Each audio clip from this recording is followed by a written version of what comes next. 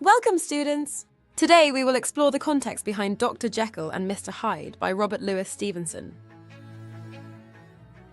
We will examine the significant societal influences of the Victorian era, including social disparity, rigid moral codes, scientific advancements like Darwinism and Freudian psychology, urban transformation, and the rise of detective fiction. Through these lenses, we'll uncover how Stevenson critiques societal norms and delves into the complexities of human nature and morality. The Victorian period witnessed the rise of industrialisation and capitalism, leading to widespread economic disparities across the nation. These disparities were most potently felt in cities, where the gaping divide between the wealthy elite and the struggling working class was clear for all to see. We are provided with hints as to the presence of this disparity throughout Dr. Jekyll and Mr. Hyde, as tramps slouch in the recesses of the door to Jekyll's laboratory, and smiling saleswomen sell what appears to be their bodies on the bustling London streets. Importantly, these glimpses of poverty are seen through the eyes of the wealthy elite in Enfield and Utterson, who choose to regard the tramps with derogatory disgust, and the saleswomen with a convenient disregard for the darker trade they are plying in reality. Reputation and being seen to do good was apparently more important to the upper classes of Victorian society than actually helping to lessen this divide. During the Victorian era, rigid social hierarchies and strict moral codes shaped society. The aristocracy and upper class enjoyed inherited wealth and status, while the middle class, consisting of professionals and skilled workers such as blacksmiths, engineers, and teachers, aspired to climb the social ladder through hard work. The working class, including labourers and factory workers, faced economic hardship and limited opportunities. These hierarchies dictated social standing, behaviour, relationships, and identity. Strict moral codes emphasised virtues such as piety, modesty, and obedience. Respectability was highly prized, and deviation from societal norms could lead to ostracism or scandal. Traditional gender roles were reinforced, with women expected to embody domesticity and purity, and men expected to demonstrate strength and leadership. These attitudes are pervasive in Jekyll and Hyde. Women are nearly absent, with only minor roles like the smiling saleswoman and Hyde's menacing housekeeper. The novella focuses on Dr. Jekyll's struggle between societal conformity and indulging his darker impulses.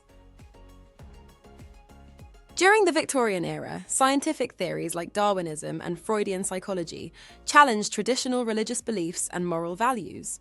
Darwin's theory of evolution, which proposed that humans evolved through natural selection, contradicted the biblical account of creation and humanity's divine status. This suggested humans were not distinct from animals but shared a common ancestry, undermining traditional religious teachings. Freudian psychology, introduced by Sigmund Freud, explored the human mind, proposing that unconscious desires and impulses drove much of human behaviour. Let's hear from Freud for a bit more information about his theories. My theories of the id, ego, and superego reveal that humans harbour primal instincts and repressed urges. This challenges the belief that we are purely rational and moral beings, presenting a more complex and darker understanding of human nature. The rapid urbanization and industrialisation of Victorian cities like London led to overcrowded and unsanitary conditions, especially in lower-class neighbourhoods.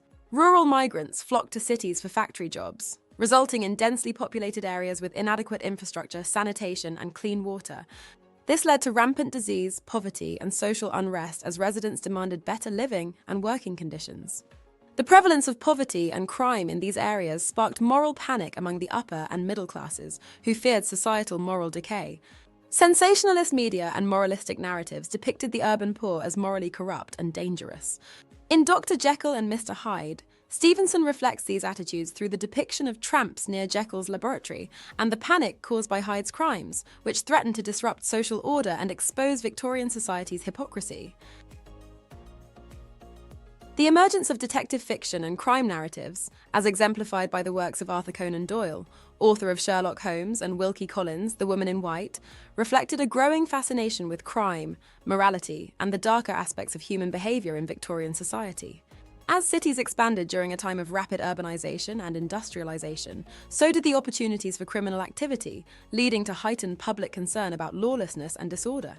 By placing a spotlight on crime and its consequences, detective fiction provided a mirror to Victorian society, reflecting its anxieties, values, and preoccupations with morality and human behaviour. Although not a work of detective fiction, Utterson operates as a pseudo-detective figure throughout Dr. Jekyll and Mr. Hyde, investigating not only Hyde's genuine crimes, but Jekyll's moral lawlessness as he meddles with traditional beliefs. Let's now consider an extension task to further understand how Stevenson's portrayal of the dual nature of Dr. Jekyll and Mr. Hyde can be seen as a literary predecessor to Freud's ideas about the human psyche.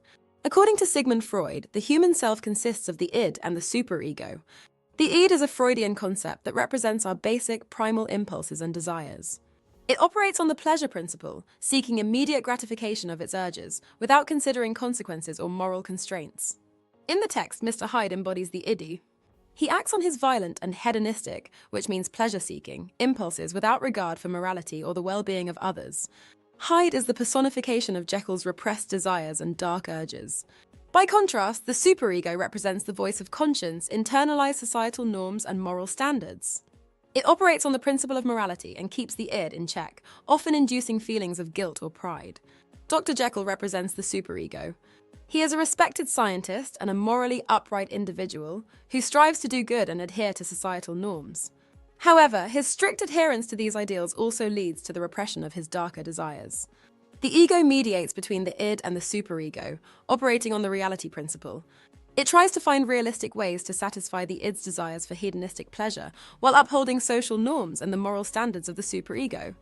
In the context of the story, the ego would be Dr. Jekyll's attempt to balance his respectable public persona with his hidden desires. The creation of Mr. Hyde can be seen as Jekyll's way of compartmentalizing and controlling his darker impulses. In essence, Dr. Jekyll's character illustrates the internal conflict that all humans face between their base desires and their higher moral standards. The story serves as a metaphor for the complexity of the human psyche and the dangers of trying to suppress or deny parts of one's true nature. In conclusion, Dr. Jekyll and Mr. Hyde offers a rich tapestry of Victorian societal issues. Stevenson critiques the stark social disparities and rigid moral codes that shaped behaviour and relationships. He incorporates contemporary scientific theories to challenge traditional views of humanity, using Darwinism and Freudian psychology to explore the darker aspects of human nature. The urban transformation of cities like London and the rise of detective fiction reflects societal anxieties about crime and morality. Through these elements, Stevenson provides a profound commentary on the human condition and the complexities of societal expectations. Well done for completing all comprehension lessons for Dr. Jekyll and Mr. Hyde. You have now earned the Jekyll and Hyde Expert Badge, which you can now view in your dashboard.